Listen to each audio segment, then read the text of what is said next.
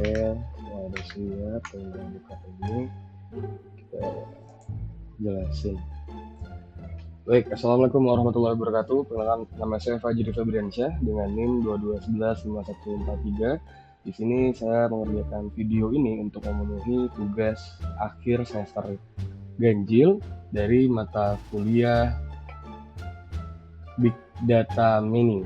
Oke, di sini akan saya sedikit jelaskan terkait dengan apa yang sedang saya buat.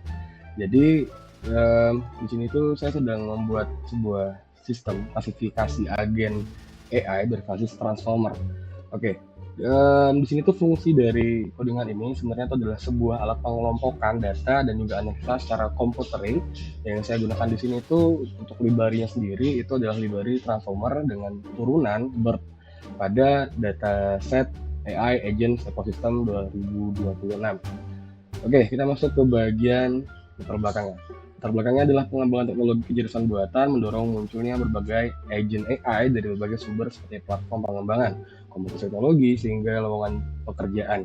Informasi tersebut umumnya berbentuk data teks tidak terstruktur sehingga sulit banget buat dikelompokkan dan juga dianalisis secara manual.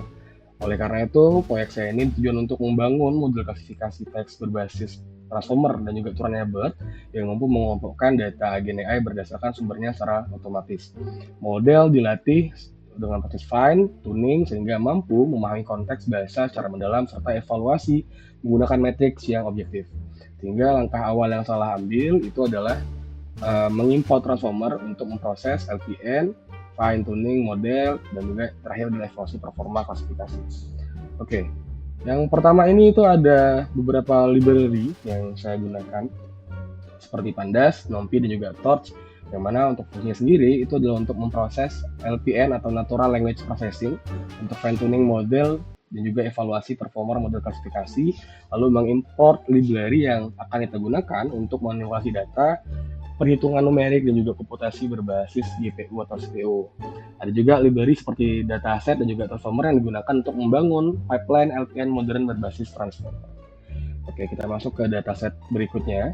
Itu ada bagian dataset untuk meload dan juga memvalidasi dataset yang dimana saya membuat dataset publik berisi informasi agen AI dan memilih kolom relevan untuk klasifikasi teks agar model fokus pada informasi penting saja serta menangani data kosong agar tidak menyebabkan error saat tokenisasi, lalu menghubungkan judul dan deskripsi untuk membentuk konteks yang lebih lengkap.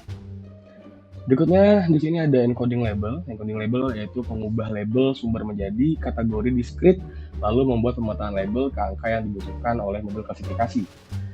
Lanjut lagi ke bagian berikutnya, ini adalah bagian coding untuk yang fungsinya itu pembagi data, di mana data dibagi menjadi data latih dan juga data uji secara fit agar distribusi kelas tetap seimbang. Kalau nggak salah tuh 80-20 ya. Oke. Lanjut, berikutnya adalah konversi Hugging Face. Setelahnya baru kita konversikan ke Hugging Face dataset, yaitu untuk mengubah data frame menjadi format dataset yang kompatibel dengan trainer Hugging Face. Oke, lanjut untuk berikutnya, ini adalah codingan tokenisasi teks. Sini sudah dapat dilihat sendiri di sini. Untuk lebih lanjutnya adalah masuk kepada bagian tokenisasi teks. Fungsinya untuk membuat tokenizer BERT yang berfungsi untuk mengubah teks menjadi token numerik dan memastikan panjang teks seragam dan sesuai batas maksimum model. Oke, baru setelah itu kita dapat masuk ke bagian inisiasi model BERT yang dimana di sini membuat model distill BERT dan juga menyesuaikan dengan tugas klasifikasi multi kelas. Oke, setelah itu masuk ke fungsi perhitungan, dapat lihat codingannya teman-teman. Kita masuk ke bagian menghitung yang dimana kode di atas itu fungsinya untuk menghitung. Satu adalah accuracy, dua precision recall, dan terakhir itu adalah F1 score, yang dimana ini berfungsi untuk mengukur model secara objektif.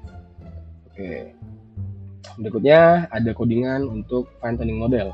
Pada bagian ini saya menggunakan atau menentukan konfigurasi pelatihan seperti jumlah epoch, lalu laju pembelajaran, evaluasi, dan juga penyimpanan model terbaik.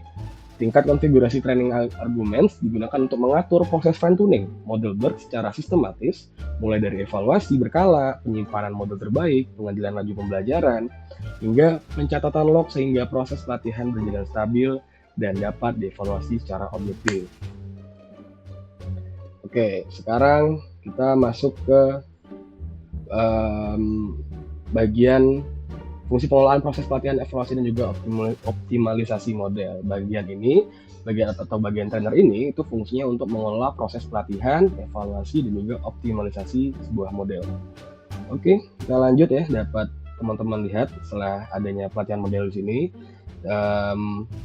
Mungkin secara singkat dapat saya artikan bahwasanya di sini setelah kita latih di model BERT menggunakan seluruh data latih, sehingga model yang benar-benar mempelajari pola dari data yang nyata ini mendapat akurasi sebanyak 97%, lalu untuk precision di 95%, untuk recall dinilai 97%, dan untuk F1 score itu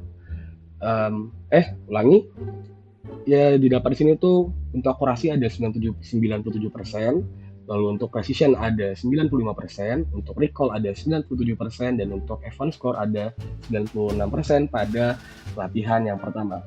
Akan tapi pada pelatihan yang ketiga dan juga pelatihan keempat nilai itu sudah 100%. Oke, berikutnya evaluasi model. Baru setelah kita mengukur performa akhir pada model uji yang tidak dilihat selama pelatihan. Betul ya? Oke. Penyimpanan model.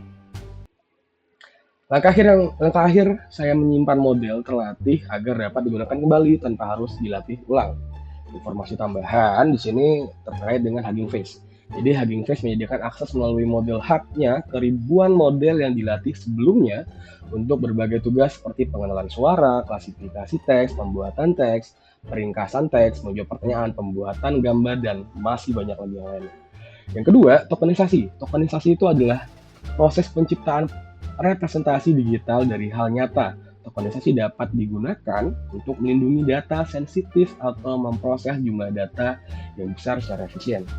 Ketiga, ada yang namanya encoding. Encoding adalah proses mengubah data atau informasi dari salah satu format ke format lain menggunakan kode atau aturan tertentu agar lebih mudah disimpan, dikirim, dan diproses.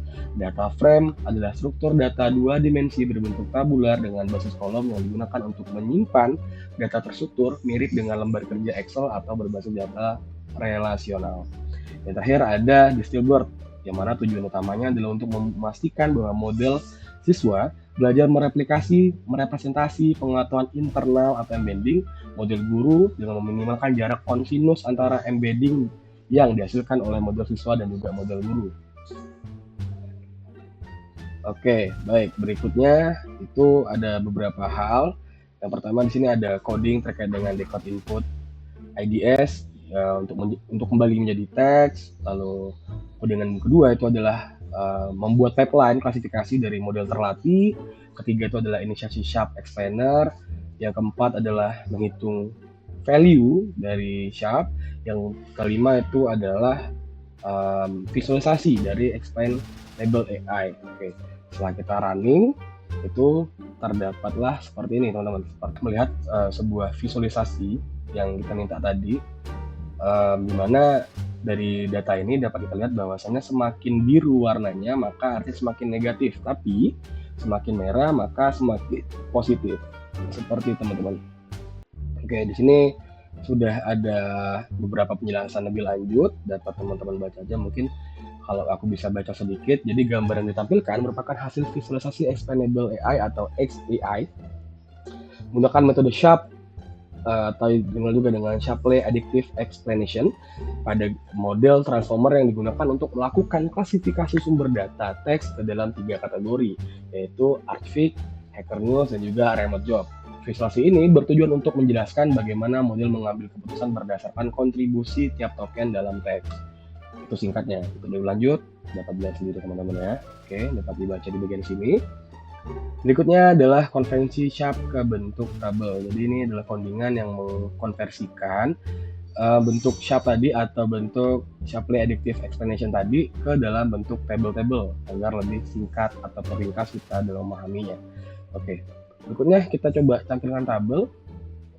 Di sini sudah jelas ada sampel ID, token, share value, dan juga kontributnya itu apakah negatif ataupun positif seperti teman-teman. Oke, kembali sudah ditambahkan juga ada penjelasan terkait dengan tabel hasil exponential AI atau XAI ini menunjukkan kontribusi setiap token terhadap keputusan klasifikasi yang dihasilkan model transformer. Setiap basis pada tabel mempresentasikan satu token dari teks uji lengkap dengan nilai Sharpe atau Sharpe value dan juga arah kontribusinya terhadap prediksi model, apakah semakin biru atau semakin panas, atau kata lain semakin positif atau semakin negatif. Biru negatif, merah positif. Oke, lanjut. Kolom Sharpe ID menunjukkan identitas dokumen uji yang dianalisis. Pada penelitian ini, analisis dilakukan terhadap beberapa sampel teks untuk memastikan interpretasi model tidak tergantung pada satu contoh aja. Kolom token berisi unit kata atau simbol yang dievaluasi kontribusinya oleh model. Setiap Sharpe value mempresentasikan besarnya pengaruh token terhadap hasil prediksi nilai positif yang menunjukkan bahwa token tersebut mendukung keputusan model terhadap kelas yang diprediksi. Sedangkan nilai negatif menunjukkan bahwa token tersebut mengurangi keyakinan model terhadap kelas tersebut. Semakin besar nilai absolute Sharpe, semakin signifikan peran token dalam pengambilan keputusan. Oke, berdasarkan tabel yang ini tadi ya, di tabel ini terlihat bahwa token-token seperti Alert, ISS, dan juga IMO memiliki nilai Sharpe yang positif, yang mengindikasikan bahwa nilai-nilai tersebut berkontribusi dalam memperkuat prediksi model. Token-token ini secara semantik berkaitan dengan konteks teknis atau informatif, sehingga menjadi sinyal penting bagi model dalam menentukan kelas datanya. Sebaliknya, token seperti tanda baca, angka, atau simbol tertentu cenderung memiliki nilai Sharpe yang negatif atau sangat kecil.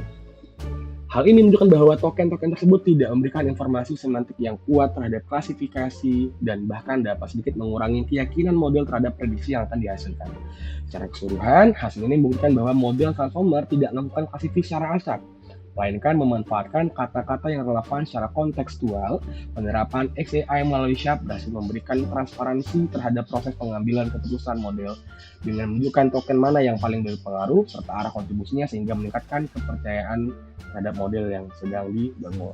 Oke, tadi yang saya sebutkan ya, jadi ada beberapa token-token yang mengarah positif seperti Alert, ISS, IMO, OMES, dan lain sebagainya. Sementara yang negatif itu bentuknya simbol-simbol maupun angka tadi teman-teman. Oke, mungkin ya sekian yang dapat saya sampaikan sebagai salah satu syarat pemenuhan dari mata kuliah Big Data Mining saya pada semester ini. Saya harap apa yang sudah saya buat dapat memberikan nilai yang terbaik dan juga dapat memberikan ke semester berikutnya dengan semangat yang bertumbuh. Sekian dari saya. Apabila ada penjelasan yang kurang dalam video ini, mohon maaf. Apabila juga ada kata-kata yang sedikit tidak pas, saya juga mohon ampun.